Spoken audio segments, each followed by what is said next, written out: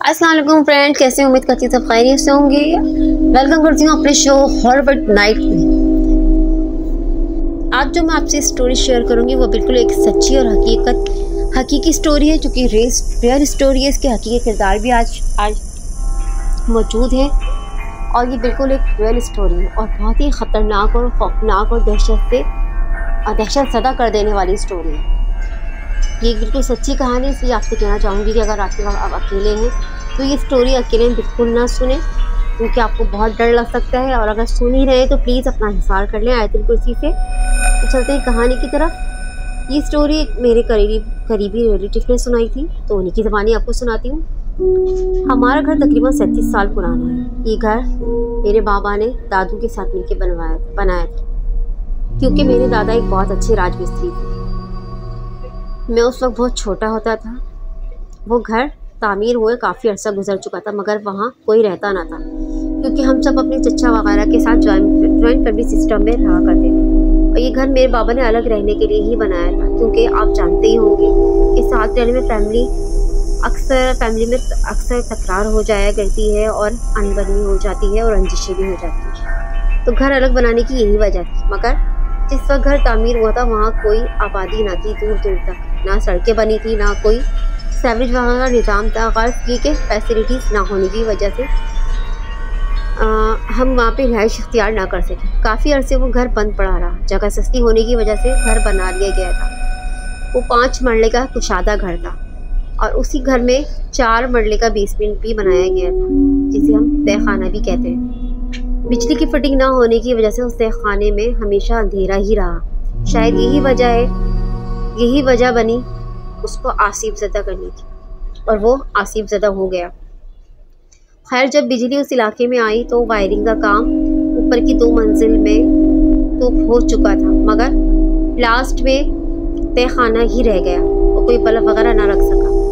बस कुछ जालियाँ जो दी गई थी रोशनी के लिए, उन्हीं से रोशनदान के तौर पर जो दी गई थी, उन्हीं से रोशनी आ जाया करती थी थोड़ी, और वही सूरज की रोशनी अंदर चली जाया करती, जो कि उसके लिए नाकाफ़ी थी।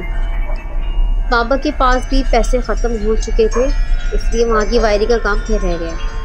काफ़ी काम बाकी था, पलस्तर वगैरह भी रह गया था और फर्श वगैरह भी नहीं डल सका था। फिर उस घर को ऐसे ही ताला लगा दिया गया, जो कि पिछले 12 साल तक ऐसे ही लगा रहा। कभी कभार बाबा जाते और बिजली बिल वगैरह ले आते चक्कर लगा के, क्योंकि आप तो जानते ही होंगे चाहे इंसान रहे या ना रहे, मगर बिजली के बिल भरने पड़ते हैं। बिजली लग चुकी थी, इसलिए बिल वगैरह वहाँ पर आते थे, मगर बेसमेंट में अभी भी अंधेरा ही था। 8 साल बाद जब दादा का इंतकाल हो गया तो फिर बाबा ने जैसे तैसे करके वहाँ का फिनिशिंग का काम मुकम्मल करवाया। मगर बेसमेंट में अभी भी अंधेरा ही रहता था। फिर एक दिन बाबा ने सोचा, जब तक हम घर में शिफ्ट नहीं हो जाते, क्यों ना घर किराए पे दे दिया जाए। इस तरह घर की हिफाजत भी होती रहेगी और कुछ पैसे भी आ जाएंगे, और जब तक पूरी तरक्की नहीं हो जाती और वहाँ आबादी नहीं हो जाती तो हम शिफ्ट नहीं होंगे। फिर एक दिन बाबा के दोस्त के कज़न आए, कहने लगे कि उनके दोस्त को घर किराए पे चाहिए। तो फिर बाबा ने इजाज़त दे दी, तो शिफ्ट घर किराए पे दे दिया गया। वो लोग अपनी फैमिली के साथ वहाँ शिफ्ट हो गए। अभी चंद ही रोज़ गुजरे थे कि बाबा के दोस्त ने बताया। बाबा के दोस्त ने बाबा से कहा कि उसका कज़न घर खाली करना चाहता है। बाबा ने वजह पूछी तो कहने लगे, आपकी बेसमेंट में कोई बहुत ही गंदी हवाई चीज़ें रहती हैं। बाबा ये सुनकर हैरत ज़दा से रह गए और मुस्कुराते हुए दोस्त से कहा, यार कैसी फजूल बातें कर रहे हो, भला आज के दौर में भी कोई ऐसी बातें हुआ करती हैं या कोई ऐसी चीज़ें होती हैं क्या? बाबा के दोस्त ने मुस्कुरा के कहा, नहीं यार, मुझे भी उन लोगों ने ही बताया, ना यकीन तो मुझे भी नहीं है। उन्होंने बताया है कि रात के वक्त अक्सर कोई बहुत ज़ोर ज़ोर से हंसता है और कभी बहुत ही भयानक आवाज़ में रोता है कि सुनकर इंसान का दिल हिल जाए, और कभी उनकी चारपाई को ज़ोर ज़ोर से हिलाता है और बेसमेंट में भाग जाता है। उनके खाने की चीज़ें बेसमेंट में फेंक जाता है, और जब वो उठाने जाते हैं तो घुर्राहट की भयानक आवाज़ सुनाई देती है, जिससे सुनकर खौफ से जिस्म में सरायत करने लगता है। बहरहाल वो लोग अब उस घर में नहीं रहना चाहते। बाबा ने कहा, चलो उनकी मर्ज़ी, सामान उठा ले तो ताला लगाकर चाबी मुझे दे जाइएगा, उनका जो एडवांस है वो भी ले जाइएगा। ये सब बातें हम घर वाले भी सुन रहे थे और अम्मी भी सुन रही थी। तो फिर अम्मी ने फ़ौरन कहा आप देख लें वहाँ जाके कहीं किसी ऐसी मखलूक का बसेरा तो नहीं हो गया। तो बाबा ने कहा मुस्कुरा के, अब तुम भी मत शुरू हो जाओ यार, ऐसा कुछ भी नहीं होता है। मैं तो कितनी बार अकेला गया हूँ, मुझे ऐसा वैसा कुछ नज़र नहीं आया, ना ही महसूस हुआ। इतने बड़े भाई कासिम ने कहा बाबा हम लोग चल के देख लेते हैं। तो दूसरे नंबर के जो भाई थे उन्होंने भी कहा मैं भी चलूँगा। तो बाबा ने कहा ठीक है आप तीनों चलो मेरे साथ। शाम 5 बजे का टाइम तय हो गया। हम मुकर्रर वक्त पे वहाँ पहुँच गए बाबा के साथ। जो किराएदार थे उनका सामान लोड हो रहा था। बाबा के कज़न भी थे, उनकी मदद करवा रहे थे सामान उठवाने में।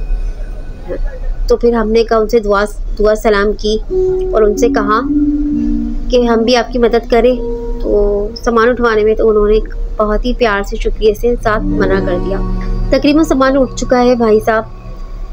बाबा का नाम रियाज था। तो उन्होंने कहा रियाज भाई थोड़ा सामान रह गया है, आपकी भाभी वगैरह बांध रही हैं अंदर। फिर हमने जो लेडीज़ थी उनको सलाम किया। तो कहने लगी भाई हम तो यहाँ रहने आए थे मगर हमसे पहले ही यहाँ कोई और रहता है। बाबा ने कहा बहन आपको कहीं वहम तो नहीं हुआ है? तो खातून बोली नहीं भाईजान मुझे वहम हो सकता है मगर मेरे शौहर ने भी बहुत सी बातें महसूस की हैं और उनका वजूद महसूस किया है।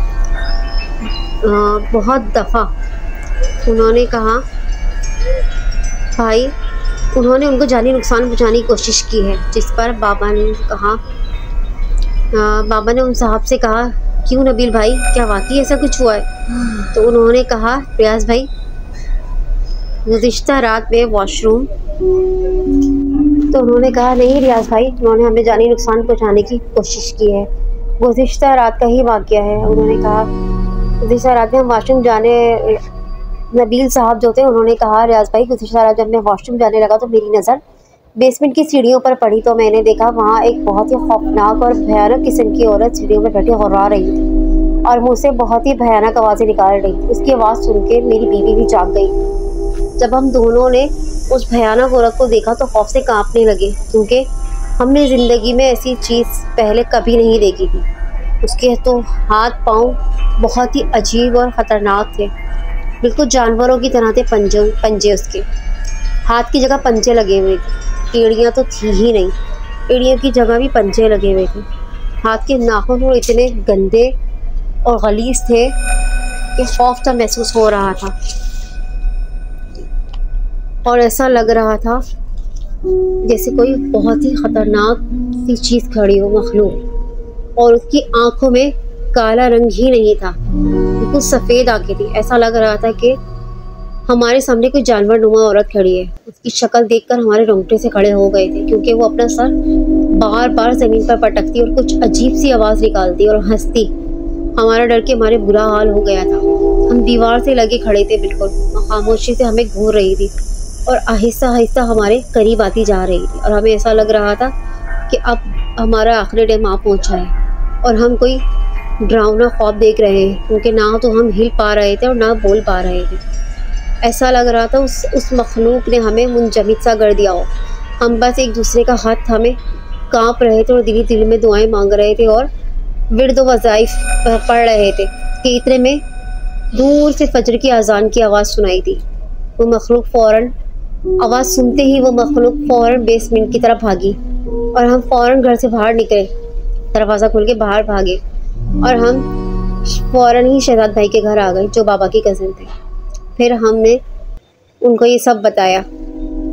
बाबा ये सुन के बोले शुक्र है आपको कोई जानी नुकसान नहीं हुआ। फिर बाबा ने उनको एडवांस के पैसे वापस दिए। फिर बाबा ने कहा आप लोग प्लीज़ आबादी वाली जगह पे घर देंगे क्योंकि ये जगह तो अभी भी काफ़ी गैर आबाद है। फिर उन लोगों ने बाबा को सलाम किया, सामान लेकर वो लोग चले गए। उनके जाते ही हम तीनों भाई हंसने लगे, ऐसे कि जैसे किसी ने हमें कोई डरावनी वाक़या सुनाया या ऐसी कोई कहानी सुनाई। हम बिल्कुल भी नहीं डरे थे और वो सब बातें सुनकर हम हंसते ही रहे। इतने में हंसते हंसते मैंने बेसमेंट की तरफ देखा मगर मुझे ऐसा लगा जैसे कोई मुझे छुप के देख रहा हो। मैं फ़ौरन ही नीचे चला गया मगर मुझे वहाँ कोई नज़र नहीं आया क्योंकि वहाँ बहुत ही गहरा घुप अंधेरा था। उस अंधेरे की वजह से वहाँ कुछ नज़र नहीं आ रहा था। बाबा भी आ गए पीछे से। बाबा समझे मैं मजाक कर रहा हूँ और डराने की कोशिश कर रहा हूँ पापा ने कहा बेटा मैं आपका बाप हूँ। मेरे दोनों भाई फिर हंसने लगे।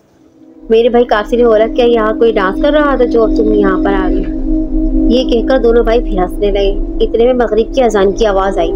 बाबा ने कहा चलो नमाज का वक्त हो गया है, घर को ताला लगाओ, नमाज पढ़ के फिर घर चलते हैं। हम घर से बाहर निकल आए। दोनों भाई आपस में बातें करते हुए जा रहे थे और मैं सोच रहा था आखिर वहाँ कौन था, या मुझे वहम हुआ है उन किराएदारों की तरह, जबकि मैंने वाज़ेह तौर पर किसी की मौजूदगी को महसूस किया था। इतने में हम अपने पुराने घर आ गए और अपने अपने नमाज पढ़ने के बाद हम अपने अपने कामों में मसरूफ़ हो गए। और कुछ हफ्तों के लिए वो घर फिर बंद हो गया और उसके साथ वो कहानियाँ भी बंद हो गई। मगर फिर एक दिन किसी ने दस्तक दी और वो दस्तक देने वाला प्रॉपर्टी डीलर था। और वो प्रॉपर्टी डीलर अपने साथ किसी फैमिली को भी लेकर आया था। उसने पूछा दरवाजे में दस्तक देने के बाद कि आपके बाबा घर पे हैं? हमने बताया जी हमारे बाबा घर पर ही हैं। फिर हमने बाबा को जाके बताया। फिर उन्होंने बाबा से मुलाकात की। फिर उनको बताया कि एक ये फैमिली के कुछ लोग हैं आपसे मिलना चाहते हैं और आपका घर किराए पे लेना चाहते हैं। उन्हीं की फैमिली का फर्द था जो सब बातें तय करके एडवांस दे के चला गया चाबी लेके।